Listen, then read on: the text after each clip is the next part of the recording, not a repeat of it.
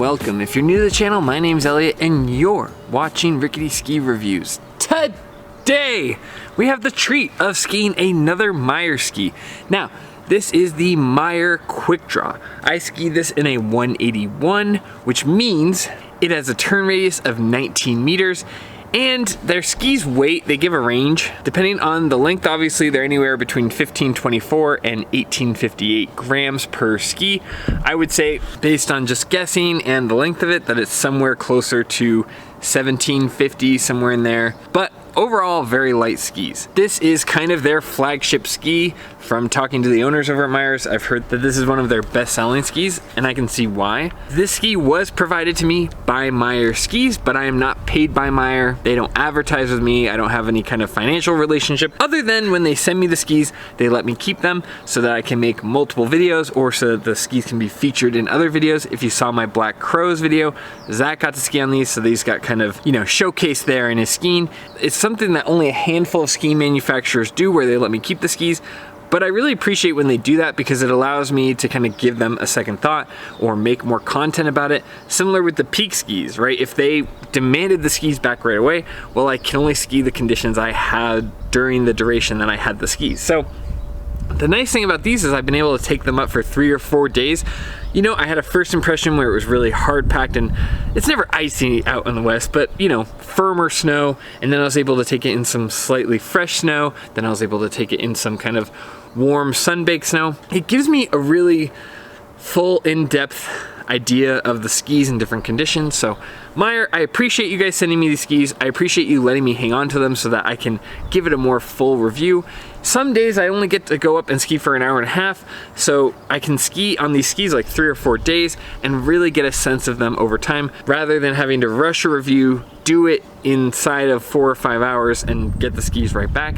This allows me to like get more mileage and find the nuance in a ski. And I think for this ski in particular, that is the name of the game, nuance.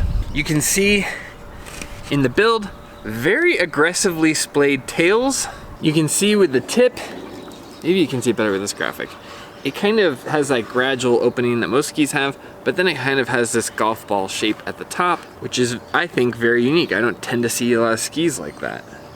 I actually quite like the build of the ski, but just so you know, it's hard to see online what makes the ski different. You also have that 88mm width underfoot, and surprisingly not a ton of camber. A healthy amount for sure, but not an overpronounced amount, which I like. Typically, these skis go on sale for $8.95, which is pretty good considering how much its rivals are. These are handcrafted, made in Colorado, made in America, and they still manage to be $8.95, and right now they are on sale. You can pick these skis up for $6.95. Now, these obviously have a very kind of cool, distinct Colorado graphic, but if you don't like that, they also offer the option to make custom-made skis. So if you want something kind of cool and unique, that is an option. I think that this would honestly be a pretty cool gift for someone. If they have kind of an art style they like, getting something that was unique to them, and especially in a ski that they like. I don't typically care too much about top sheets, but it's a nice touch to be able to get whatever style ski you want. There are a lot of skis out there where I'm like, man, I love this ski, but it's so ugly. I'm talking about you, K2 Mindbenders and K2 Reckoners. So that's kind of a nice feature, and pretty amazing that these are handmade and able to be so affordable. $8.95 is pretty standard, and $6.95 on sale, I would say, is pretty aggressively priced. Now, it's not as cheap as like a really on sale K2 Mindbender, or even what I can see the Atomic Maverick's going for, but for a handcrafted ski going under $700, I'd say that's a good value overall. All right, now that we've talked about the specs and the price, let's talk about how these actually feel on snow. And I have to say, the more that I skied on these, the more that I kind of appreciated them. At first, they feel a lot different than what you might be used to, especially this time of year. I'm typically skiing a lot of kind of crud cutter, aggressive skis. And per usual, Meier tends to really specialize in the flex. These have a very gradual flex.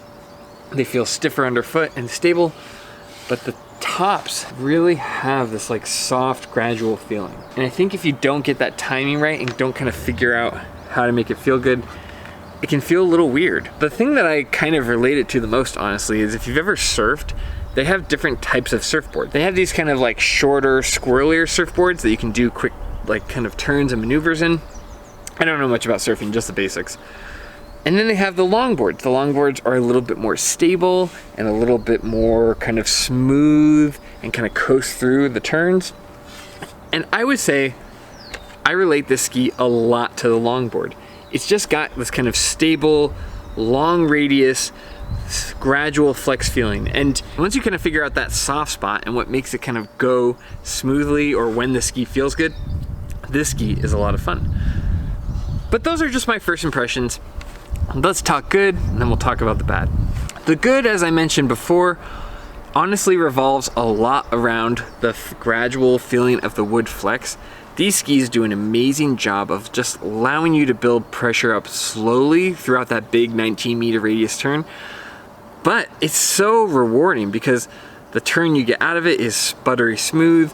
The energy you get out of the tails is great. The turn initiation with this kind of tip I felt is very, very approachable for a lot of different skiers. It doesn't take a lot of energy to get the turn initiated, but it still provides you a stable platform underfoot to take that energy out. And I'd say where this ski really shines when we're talking about positives is this tail. This tail makes a very, very nice platform to not only kind of sit at the end of the turn and kind of coast through it, but also allows you to kind of springboard your energy forward and get started on your next downhill ski and kind of gradually pressuring that next ski. So it's a very unique design, and when you kind of look at it, it feels like you're looking at something from the future, but when you get on it, you kind of feel its purpose and feel that sweet spot that it's providing for you. I think that what I like about the ski is that it's very approachable for a wide variety of skiers. I think you could be an intermediate skier, an advanced skier, or an expert skier, and all three of those people are gonna find something that they like about the ski. Whether it's the easy turn initiation for intermediate skiers, whether it's kind of that gradual flex for advanced skiers, or whether it's that nice smooth platform in the tail for really advanced skiers. I think that this ski, one thing that's really cool about it is it's probably a pretty easy recommendation for almost anyone, which is rare. Like, there are some skis where I'm like, you'd have to be a very specific type of person to like this. The Meier Quickdraw is a really good example. It's a beautiful ski, but you'd have to be someone who likes slalom turns and wants to do freestyle skiing or is only doing certain runs. I feel like you could take this almost anywhere in the mountain and enjoy it, and almost any skill ability would really like this ski, which is pretty rare, right? Like Alon Ripsticks, there's a lot of people that would really love the Ripstick, but then I look at someone like Zach and I'm like, Zach would hate these. They just do not allow him to kind of send through the powder. They don't allow him to go super hard and super aggressive. And so what's cool about these is I could recommend these to Zach, and then I could recommend these to one of my friends who is newer to skiing, who's still kind of getting the fundamentals down. So really beautiful ski. I'm not sure what else to say about it with the good. I think that longboard analogy for surfing really holds true for this. This is just a very stable ski. It's really gradual, and it really feels smooth in all conditions. I think if you're looking for kind of if you're a really, really advanced skier, I think if you're looking for just kind of a cruising ski where you can relax and enjoy your day, this is probably one of my best suggestions. So now that we've talked about the good, let's talk about the bad, because every ski has a downside. And if I don't tell you about it, you're gonna find it on your own and you're not gonna be happy. So let's talk downsides. There aren't a ton of big downsides, but there's definitely areas that this ski struggles more than others. So with the big downside that I felt, honestly, was this ski has a pretty aggressive hourglass shape. I'll step back so you can see it. One thing I found on the really icy day that I took these at first, and luckily I took this on multiple days, because if I was just going off of the icy day, that was kind of its weaker area. On the really, really icy and steep pitches, because it has that aggressive hourglass that's allowing you to have those smooth turns, it didn't have the best grip underfoot. There were times where I would really slam down on the ski when I was going down a steep pitch, and it would certainly catch, and it would catch here and the tails, but the underfoot doesn't have the best traction of other skis. Now, that's not what the ski's intended for, and as long as you're carving, you're getting the full traction of it. But I did feel times where I would just be kind of needing to dump speed, or if the conditions were really bad, that the ski kind of struggled in that area and just having that really tight underfoot grip. Now it wasn't unsafe or anything. It's just the amount of like edge I had on snow at once and the amount of grip I could get immediately. But it was nowhere near unsafe or unpleasant. It was just kind of this like, oh, this takes a little bit longer. Some of that I think is the camber, some of that is the ski shape. But I would say if you're on the East Coast and you're really advanced and you like going down steep chutes that are, you know, boilerplate, this ski might not be for you, but that's a very small subset. On the days that I took it where the snow was softer, I didn't feel it even slightly. But just something you should know, like if you get it on an icy day, you're gonna notice that edge grip underfoot if you're, you know, really pushing the ski. But every ski has limits, every ski has a trade-off, and I think that really beautiful, fun turn is because of that design. So there's always good and bad, and I want to let you know about the downside of a ski. The other thing I would say is it's not the dampest ski. It's certainly not a crud cutter, so I wouldn't buy it thinking that. This is a ski for somebody who really likes to feel that gradual feeling throughout the snow. Now, it's not pingy or anything like that. It's certainly smooth. But just so you know, it's not like a big heavy crud cutter that you're just gonna kind of send it through like a big Volcal M6 Mantra or an Nordica Enforcer. But because of that, the ski's much lighter and a lot more relaxing to ski on. You know, I think that the top sheet does a good job kind of conveying the type of days. It's for big bluebird days where you just wanna kind of cruise and enjoy your day. I think honestly, people who like the Stokely series, there's a big difference in dampness. But in the kind of day you would take it where it's cruising and you're just having a good time, I think this ski really would be a really good option for that audience. I also think too that like the ski did a really good job with hop turns and kind of short radius turns. You can see Zach's ski on it in the short radius turns. I thought it did phenomenally with that. That nice big wide tip kind of allows you to make those quick hopping turns. So overall, this ski was phenomenal. I do think that you have to kind of have this mindset of cruising and coasting and just enjoying your day. It's such a fun way to ski, and I think that if you're that kind of person who just wants to cruise, relax, and enjoy your day, you can do that. You can still push this ski to its limits. If you watch Zach ski on it, he just makes it look phenomenal. And I think that what's really genius about this ski is how capable it is at serving both types of skiers or both types of skiing. Like one skier could do both those things and have a fantastic day. So I think these skis are really special. I love skiing on them. I think it's a lot of fun to kind of cruise around on.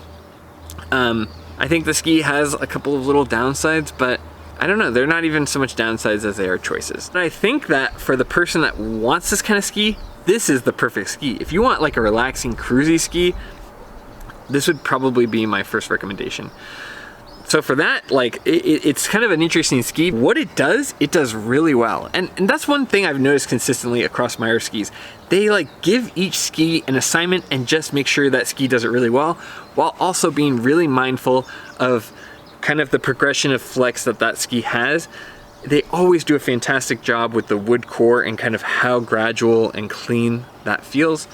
So for me, you know, given a couple of little downsides and what this ski does really well in, I'm gonna give it an 8 out of 10. I think 8 is perfectly fair given how good it is at what it's trying to do. So anyway, that's my score, 8 out of 10. Big shout out to Meier. Thank you for sending these skis. Not every ski brand is willing to let me kind of put their skis under the microscope and find its shortcomings. But as always, Meier, I really appreciate you guys stepping up and letting me be critical of your skis. These were an absolute treat to ski, so thank you. So anyway, that's the end of the video. If you like this kind of content, please consider liking and subscribing. That's, you know, a free way that you can support the channel. We also have memberships down below where you can get videos early or you can get other different perks. But more than anything, just thank you for being here. Thanks for watching my content. I really appreciate you guys just taking the time to watch my videos. And as always, I'll see you in the next one. See ya.